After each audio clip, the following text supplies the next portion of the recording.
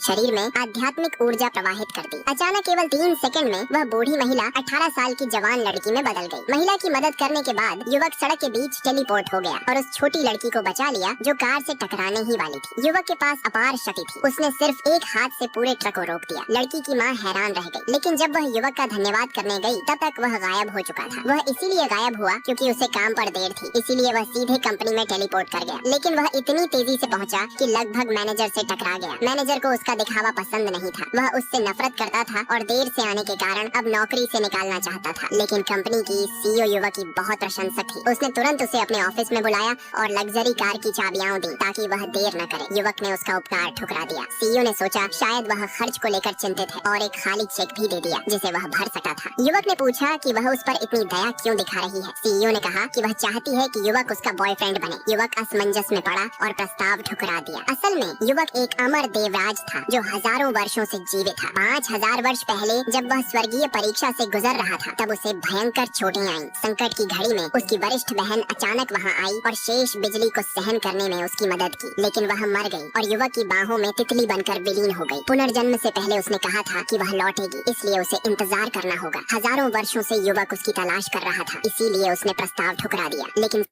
युवक ने अपनी उंगली आगे बढ़ाई और 80 वर्षीय बूढ़ी महिला के